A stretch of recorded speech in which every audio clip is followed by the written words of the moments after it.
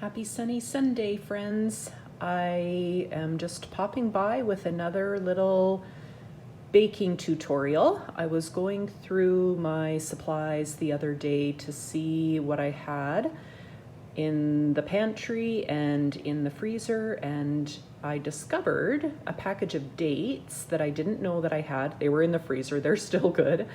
I had some leftover pecans from a Christmas project. I had a little bit of honey left in the honey container.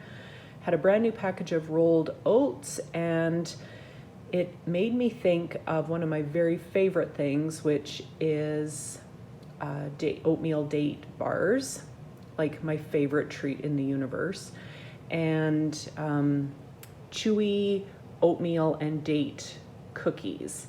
So I remembered that I had a recipe somewhere. It took me a little while to find it. It was actually in a cookbook that I got when I did my pastry boot camp class many, many years ago. And so I'm gonna share it with you today. So we've already measured out everything that we're going to need. I thought that might make this a little bit easier. So we've got 170 grams of white sugar. You can barely see it in the bottom. It was the first thing I put in the mixing bowl. 170 grams of brown sugar. I've got 2 sticks of butter. The really nice thing about this recipe is that your butter doesn't have to be soft. It's actually better to be cold. So I just took it right out of the fridge, chopped up 2 sticks, which is about half a pound of butter. And there's a 1/4 cup of honey there as well. I also have, I weighed them, but they're not quite accurate. So the chopped pecans, I have about 300 grams left. The recipe calls for 340 grams split in 2, part of them in the recipe and the other half to roll your cookies in when you're done. I'm just gonna dump them all right in. Rolling in pecans seems far too fussy for me at this stage of the game. So we're just gonna dump what's left in the bag in the recipe. I've got 340 grams of chopped up dates. The recipe calls for 170 grams of dates and 170 grams of raisins.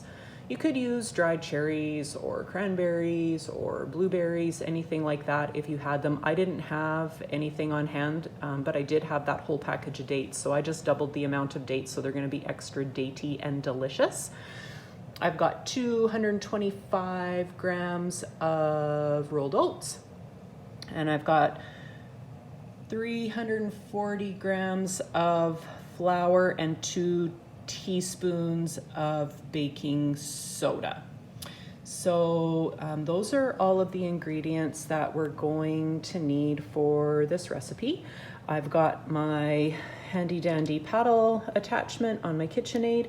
I'm gonna put this mixture in, blend it until it's kind of crumbled, and then I'm going to add, oh sorry, I think I might have forgot my eggs. I've got 3 eggs mixed up with a tablespoon of vanilla. So I'm gonna mix this up, add in the eggs, I'm gonna add in the flour until combined, I'm gonna add in my dates, my pecans, and my oatmeal, and then we'll be ready for the next step. So my mixer decided it was having no part of this adventure today. So we're kicking it old school. I actually don't even know what this is for, maybe whipping things. It's a Pampered Chef tool. I think it came in a set of stuff. Turns out it works really handy when you need to mix stuff up. The whole purpose of this recipe was for there to be some little clumps of butter. It wasn't meant to be creamed. So I just basically mashed everything up. The sugars, the butter, and the honey. I'm gonna add in my eggs and vanilla.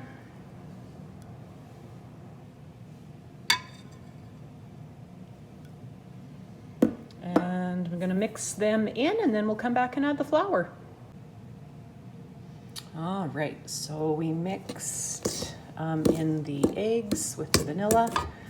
I mixed in my 2 teaspoons of baking soda with my 340 grams of flour. I sifted them together. Just gonna add them. Just gonna do it in 2 parts here, and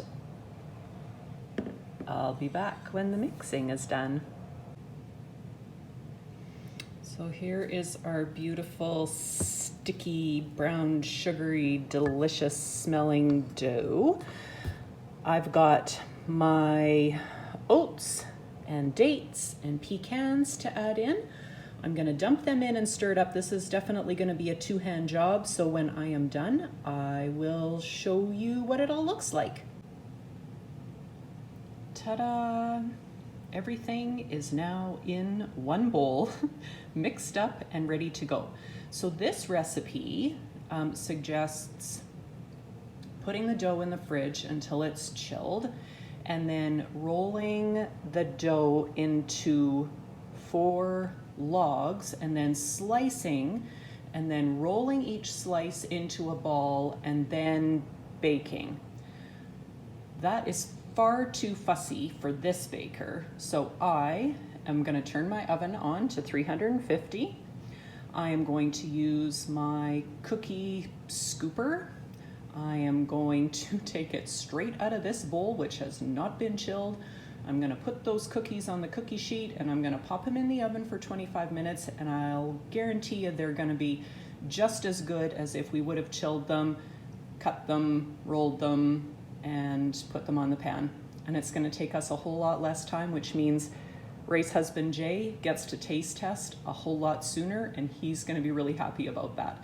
So I'm going to get these panned up, and then we'll see you soon.